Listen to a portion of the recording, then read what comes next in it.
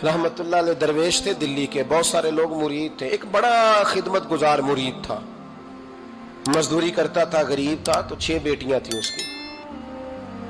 हजरत साहब के पास रोज आके कहता, हुजूर बच्चियों के लिए दुआ करें, अल्लाह कोई असबाब पैदा कर दे। एक बच्ची की शादी का खर्चा 1000 दिनार है और मैं गरीब हूं। हजरत साहब दुआ कर देते। खानका शरीफ के थोड़े ही फासले पर, हजरत जहां बैठ के मुरीदों की तरबियत करते थे, उससे थोड़ा ही फासले पर ना एक ईसाई रहता था, बड़ा मालदार था, बड़ी सारे ऊंट, गायें, भेड़, बकरियां रखी हुई थी और हजरत शरफुद्दीन रहमतुल्लाह अलैह की बड़ी मुखालफत करता था। और ये जो आपका गरीब मुरीद था, ये उसका पड़ोसी था। एक दिन बुला के ना उनको कहने लगा कि तू किधर जाके जो है वो टकरे मार रहा है, वहां से कुछ नहीं मिलने वाला। वो तुझे क्या देंगे जिनकी खानका खुद चंदे पे चलती है, मदरसा चंदे पे चलता है, मस्जिद चंदे पे चलती है, तेरी बेटी का मामला कहां हल होगा? तो उस दरवेश ने कहा कि तू मेरे पीर को नहीं जानता, तू अजय मेरा महबूब नहीं डिठा, तो पता नहीं ना, तू इस रास्ते का मुसाफिर नहीं, तू नहीं जानता। उनका बस चले ना तो वो हर कीमत में मेरी बेटियों की शादी करा दे। अब वो ईसाई था, कहने लगा अच्छा चलो ठीक है, अगर इतनी बात है ना तो जाओ उनसे जाके कह दो कि 6 साल के लिए मेरे साथ मुआहदा कर लें, वो मेरे जानवरों को चारा डाल दिया करे, 6 साल ड्यूटी करे, मैं 6000 दिनार दे देता हूं। वो मेरे साथ 6 साल मेरे जानवरों को चारा डाले रखते हैं ना, अब चारा डालने के लिए एडवांस पैसे दे के। अब तो लोग उन्हें भी गुलाम ही बना लेते हैं, बड़ी थोड़ी तनख्वाह देते हैं, जुल्म करते हैं, पूरा मुआवजा नहीं देते। हजरत शेख शरफुद्दीन के बारे में वो कहने लगा, जो अपने पीर से जाके कह के मेरे जानवरों को 6 साल चारा डाले, मैं 6000 दे देता हूं, तू जो कहता है हर कीमत पे जाने को तैयार है। उसने जब ये बात की तो मुरीद ने नाराज हो गया, वो लड़ाई हो गई, गिरबान पकड़ लिया, झगड़ा हुआ, बात बड़ी दूर गई। इस तरह की बात करता मेरे हजरत के बारे में, तेरे जैसे कई मैं वहां काम पे रखा दूं। जब वो बड़ी बहस हुई, बात मोहल्ले में, इलाके में फैल गई, दुनिया ने सुन ली, तो शेख शरफुद्दीन तक भी पहुंच गई। इस तरह झगड़ा हुआ है। लोग सो गए इशा की नमाज के बाद। हजरत साहब ने ना सर पे कपड़ा लिया, उस ईसाई के दरवाजे पे दस्तक दी, वो बाहर आया, फरमाने लगे लोग तो सोच समझ के मुलाजम रखते हैं, तूने भी तो सोच ही लिया होगा, तभी तो मुझे ऑफर की है। तू अपनी ऑफर पे कायम है, वाकई मुझे रख लेगा और 6000 दिनार दे देगा? कहने लगा जा बाबा काम कर अपना। फरमाया नहीं, तूने इतने लोगों में बात की, इतनी बहस हुई, तो कायम है? कहने लगा मैं तो कायम हूं, पर आपने नहीं कायम रहना। फरमाया मैं सोच समझ के आया हूं। उसने कहा आप ड्यूटी करेंगे, भैंसों को चारा डालेंगे? फरमाया एक शर्त, बस जब अजान हो जाए ना तो मुझे रब की नमाज पढ़ने की इजाजत दे देना, बाकी सुबह शाम जो तू कहेगा। अगर उस गरीब की बेटियां ब्याही जाए तो मुझे और क्या चाहिए? उसकी 6 बेटियों का बोझ है उसके सर पे, तू मुझे रख ले। अल्लाह अकबर।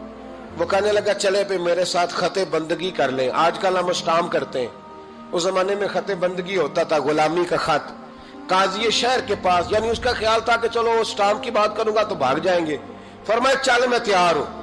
काजी तक गए, तय हो गया, 6000 दिनार दे दिए। हजरत ने मुरीद को बुलाया, फरमाया पुत्र ये ले जा मेरी बेटियों को रवाना कर दे।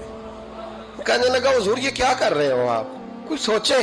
फरमाया यार जब तुझे बेटा बना लिया तो फिर मेरी पोतियां तो लगती हैं ना, मेरा हक तो बनता है ना, जा जाके ड्यूटी कर, उनको ब्याह दे। बात फैल गई। बादशाह भी अकीदतमंद था, वो 12000 दिनार लेके पहुंचा। क्या बताऊं इन रब के बंदों का दिल कैसा होता है, क्या दर्द होता है, क्या रंग। 12000 दिनार लेके बादशाह आया और आके हजरत को पेश किए, का हुजूर आप दें इस ईसाई को डबल दें और जाए काम करें। आप फरमाने लगे तू पैसे दे, शर्तें ना लगा, मेरा जहां दिल करेगा मैं खर्च करूंगा, मुझे तो मजा ही अब आने लगा है, अभी तो लुत्फ आ रहा है, अभी तो जायका आया है कुछ करने का, पैसे देने हैं तो दे, पाबंदी ना लगा, जहां मेरा दिल करेगा मैं। उसने कहा हुजूर ठीक है रख ले। हजरत ने फजर मस्जिद में पढ़ी, जेब में 12000 दिनार थे, ऐलान फरमाया भी किसी और की बेटी भी बैठी है तो पैसे मेरे पास है। वो 12000 दिनार भी बांट दिया और 12000 दिनार बांट के ना तो फिर चले गए खेत में चारा काटने। उस ईसाई को किसी ने बतलाया कि उनके पास तो 12000 आया है, पर तुझसे जान नहीं छुड़ाई उन्होंने। वादा ये हुआ था कि 6 देंगे तो जाएंगे, जब तक देंगे नहीं तेरे घर में काम करेंगे। वो ना चारा काट रहे थे, हजरत साहब तो वहां पहुंच गया, दूर जाके खड़ा हो गया, कहने लगा बाबा پہلے تو میں نے مسلمانوں کے اخلاق سنے تھے، اب تو میں نے دیکھ بھی لیے، پر یہ بتا جب 12,000 آیا تھا جان کیوں نہیں چھڑائی؟ تو حضرت چارہ کاٹتے کاٹتے رو پڑے، فرمانے لگے تو نہیں نہ جانتا یہ بیٹیاں سانجی ہوتی ہیں، پتہ نہیں نا؟ میرے رسول پاک نے تو حاتم تائی کی بیٹی کے سر پہ کپڑا رکھ کے کہا تھا بیٹیاں برابر ہوتی ہیں، تو یہ نہیں پتا جب اس کی 6 بیٹیوں کی شادی ہوئی ہے میرے اندر روحانیت کتنی بڑی ہے۔ فرمایا پھر 12,000 آیا ہے تو 2-4 بچیاں پھر گئی ہیں، تو یہ نہیں پتا میں اندر سے راضی کتنا ہوں، میں تیری نوکری کرتا رہوں گا، پتہ نہیں اللہ کتنی بیٹیوں کو بیاہ دے گا۔ اتنا رویا وہ عیسائی کے پیروں میں بیٹھ گیا، کہنے لگا بابا میں نے تیری مخالفت کی ہے پر تیرے قریب آ کے پتہ چلا ہے کہ تو بہت اونچے اخلاق کا مالک ہے، اور اگر تیرا یہ مقام ہے تو تجھے اخلاق سکھانے والے محمد عربی کی شان کتنی ہوگی۔ ظالم کی بولیے جاتے نہیں لوگ جھوٹے گواہ بن کے، وکیل صاحب کو نہیں پتا ہوتا کہ یہ بندہ مجرم ہے جو میرے پاس آیا، کیا مجرموں کے وکیل نہیں ہوتے؟ بولے تو اس کو پتہ نہیں ہوتا وکیل صاحب کو کہ یہ صاحب مجرم ہے، میرے پاس مقدمہ لے کے آئے، اور اگر بے ادبی نہ ہو جائے تو میرا خیال ہے قاضی عدالت کو بھی پتا ہوتا ہے کہ مجرم کون ہے اور مظلوم۔ میرے نبی پاک صلی اللہ علیہ وسلم نے اس قدر زیادہ سختی فرمائی اس مسئلے میں، فرمایا جس کو پتا تھا کہ فلاں آدمی ظالم ہے، ظلم کر رہا، پھر وہ ظالم کا گواہ بنا یا اس نے ظالم کی مدد کی، کتنی کی؟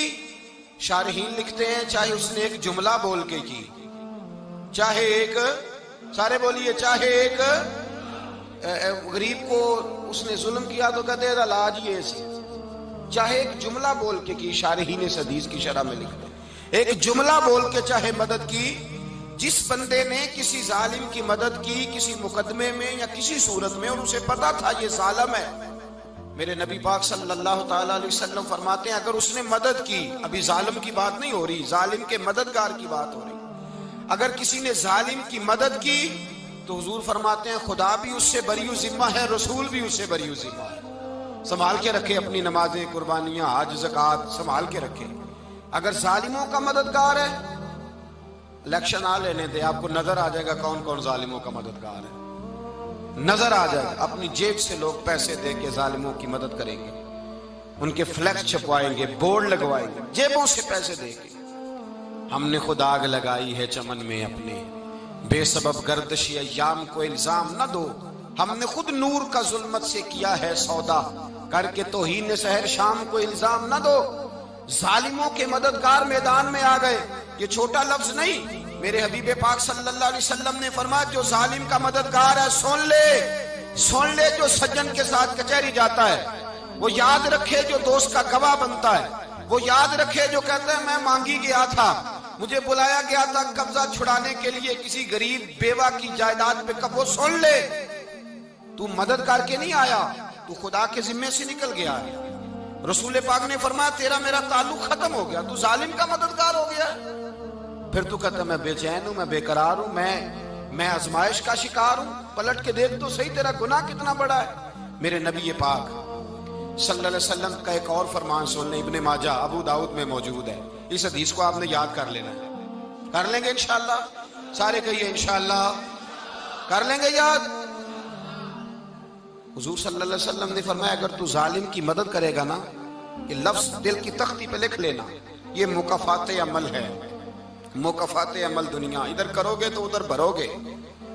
فرمایا اگر تو کسی ظالم کی مدد کرے گا، سن لے حضور کا فرمان ہے، اگر تو ابن ماجہ ابو داؤد سیاہ میں موجود ہے، فرمایا اگر تو کسی ظالم کی مدد کرے گا تو رب تعالیٰ مرنے سے پہلے تیرے اوپر بھی ظالم کو مسلط کر دے گا، تیرے اوپر بھی ایک دفعہ ظلم ضرور ہوگا اگر تو ظالم کی، وہ کسی صورت میں بھی ہو سکتا ہے، کسی صورت میں بھی تیرا بیٹا ہی اٹھ کے ظلم کر دے گا، تو الجھ جائے گا، کسی نہ کسی جگہ تیرے لیے تباہی کا سامان ہوگا، تیرے اوپر ظلم ہوگا، اس لیے کہ تو ظالموں کا مددگار ہے۔ چاہیے یہ تھا کہ تو مظلوم کی مدد کرتا، انسانی ایمانی یقین کا فریضہ سر انجام دیتا، تو ظالموں کا مددگار ہو گیا۔ ٹٹول کے دیکھ لیں، رزلٹ نکال کے دیکھ لیں، ہمارے زمانے میں ظالموں کے مددگار زیادہ ہیں، اتنی لمبی زبانیں نکال کے ظالموں کی مدد کرتے ہیں، بڑے بڑے کالم نویس اللہ نے انہیں قدرت دی لکھنے کی، تو اپنا قلم ظالموں کی مدد میں خرچ کرتے ہیں۔ وہ لوگ جن کو اللہ تبارک و تعالیٰ نے قدرت دی، ہمت دی، طاقت دی، کچھ لوگ ان کے حلقہ احباب میں، وہ اپنے لوگوں کو استعمال کر کے ظالموں کی مدد کرتے ہیں، ظالموں کی مدد کرتے ہیں۔ میرے نبی کریم سید عالم نور مجسم صلی اللہ علیہ وسلم نے فرمایا، اگر تو نے ظالم کی مدد کی تو جب تک تو توبہ نہیں کرے گا رب تجھ سے ناراض ہی رہے گا۔ اللہ تجھ سے، او بھائی جس سے رب بھی ناراض ہو گیا، نہ کھانا نہ پینا نہ سونا نہ جاگنا نہ نیند، پھر تیری ہر چیز تیرے لیے آزمائش ہو جائے گی، پھر تیرا سایہ بھی تیرے لیے خوف کا سامان بنے گا، پھر زندگی جیتی جاگتی لاش بن جائے گی، تو اپنے کندھوں پر اپنی میت اٹھائے پھرے گا جب تو ظالم کا مددگار ہوگا۔ اور نبی پاک صلی اللہ علیہ وسلم نے فرمایا ظالموں کا مددگار بھی ظالم ہوتا ہے، ظالموں کا مددگار بھی، سارے بولے ظالموں کا مددگار بھی، نہیں کو نہیں، آپ سارے نہیں بولے، ایک دفعہ بولے ظالموں کا مددگار بھی، پکی بات ہے، ظالموں کا مددگار بھی۔ اللہ اکبر، جس کا یارانہ ہو، جس کا دوستانہ ہو، جو کہے میں نے نا اس کو اوکھے ویلے کے لیے ظالم کو یاد رکھا ہوا ہے۔ کبھی مشکل میں رکھے نہیں ہوئے لوگوں نے ظالم دوست، کہتے میں نے رکھے ہوئے ہیں، بلکہ ہمارے دیہات میں تو کہتے ہیں میں نے بازو بنائے ہوئے ہیں۔ کس کو بازو بنا لیا؟ ظالم بھی کبھی بازو ہوتا ہے، جو ظلم کی تلوار لیے میدان میں کھڑا ہے۔ قارون، حامان، فرعون، نمرود کا حال نہیں لوگوں نے دیکھا؟ اپنے زمانے میں آپ نے کتنے لوگ نہیں دیکھے جن کے سائے سے، آواز سے لوگ کانپتے تھے؟ پھر پولیس کی گاڑیوں میں وہ اس طرح مردہ پڑے کہ دنیا نے تماشا دیکھا ان کا۔ یہ رنگ ہم نے دیکھے نہیں اپنے آنکھوں سے۔ فرمایا ظالم کا مددگار بھی، جو کار میں بٹھا کے لے کے گیا وہ بھی ظالم، جس نے چائے پلائی وہ بھی، جس شخص نے کھانا کھلایا وہ بھی، جو کچہری تک ساتھ گیا وہ بھی، جس نے فلیکس کے نیچے، بڑے شرابی کے نیچے چھوٹی اپنی فوٹو لگائی وہ بھی، جو ووٹ کی پرچی ڈالنے گیا وہ بھی۔ کہہ دینا باہر نکل کے کہ حضرت صاحب نے سیاسی تقریر کی ہے، کہہ دینا، پر بات تو سچی ہے نا۔ خو کرے ہم تو سے تھوڑا سا گلا بھی سن لے، خو کرے ہم تو سے تھوڑا سا بھی گلا۔ امام مالک کے پاس ایک بندہ آیا، اس نے کہا حضور میں درزی ہوں، ایک ظالم بادشاہ مجھ سے کپڑے سلواتا ہے، میں تو ظالموں کا مددگار نہیں نا۔ ایک ظالم بادشاہ مجھ سے، حضور میں تو مددگار نہیں نا ظالموں کا۔ جو فرمایا ظالموں کا مددگار بھی ظالم ہوتا ہے، تو کپڑے لے کے آتا ہے میں سی کے دے دیتا ہوں، ذمہ داری نہیں۔ یہ ایک آدمی دکاندار ہے، اس سے کوئی بندہ چیز خریدنے آئے گا تو تھوڑی کہے گا میں نے نہیں دینی، تو دے گا۔ کوئی بندہ اگر کسی شخص سے کوئی کام کہتا ہے جو اس کی فیلڈ ہے، اس کا شعبہ ہے، اس کا معاش کا وہ سلسلہ ہے، کہتے ہیں یا رسول اللہ صلی اللہ علیہ وسلم ظالموں کا مددگار بھی ظالم، حضور نے فرما دیا۔ تو امام مالک سے بندے نے مسئلہ پوچھا، دل کی تختی پہ لکھنے والی باتیں ہیں، کہا حضور میں درزی ہوں، ظالم کپڑے سلواتے ہیں، میں تو مددگار نہیں نا۔ امام صاحب کہنے لگے نہیں، مددگار تو وہ ہوگا جو تجھے سوئی دھاگا فراہم کرے گا، تو پورے کپڑے سی کے دیتا ہے، تو خود بہت بڑا ظالم ہے، تو پورے سوٹ سی کے دیتا ہے، تو بہت بڑا ظالم خود ہے۔ مددگار تو وہ ہوگا جو تجھے دھاگا دے گا، جو تجھے بٹن دے گا، جو تجھے نلکی دے گا۔ جو ظالم سے اتنی نفرت، ظلم کر کے بندہ ہے، یہاں تو ہمارے زمانے میں ہیرو بن جاتے ہیں لوگ، ظالم ہیرو ہے، لوگ اس سے ڈرتے پھرتے ہیں، گھومتے پھرتے ہیں، اور بہت سارے کم مزاج لوگ اس کے پیچھے ہاتھ باندھ کے پھرتے ہیں۔ ظالموں کی مدد کرنا، ظالموں کے ساتھ رہنا، یہ ظلم ہے، ظلم، یہ زیادتی ہے۔ میرے نبی پاک صلی اللہ تعالی علیہ وآلہ وسلم نے ارشاد فرمایا، یاد رکھو رب فرماتا ہے میں مظلوم کی مدد ضرور کروں گا، چاہے جلدی کروں چاہے دیر سے کروں، میں مظلوم کی مدد۔ اور حضور صلی اللہ علیہ وسلم نے فرمایا ہے، حضرت معاذ بن جبل کہتے ہیں حضور نے مجھے یمن کا گورنر بنایا، جب میں جانے لگا نا تو حضور نے بڑی نصیحتیں کی، بخاری میں موجود ہے، فرماتے ہیں جب میں پلٹنے لگا تو میرے رسول نے فرمایا معاذ ایک منٹ ٹھہر جا، ایک بات میری یاد رکھنا، اس کو نہ بھولنا۔ کہا حضور کیا؟ فرمایا دیکھنا کسی پہ ظلم نہ کر بیٹھنا، کہیں تجھ سے زیادتی نہ ہو جائے۔ محبوبہ پھر حضور نے فرمایا سن میرے معاذ، میں تجھے گورنر بنا رہا ہوں، زیادتی نہ کر بیٹھنا۔ یا رسول اللہ صلی اللہ علیہ وسلم کیا ہوتا ہے؟ تو میرے کریم نے فرمایا جب مظلوم دعا کے لیے ہاتھ اٹھاتا ہے تو عرش کا مالک کہتا ہے فرشتوں پیچھے ہٹ جاؤ، عرش کا مالک کہتا ہے فرشتوں پیچھے ہٹ جاؤ۔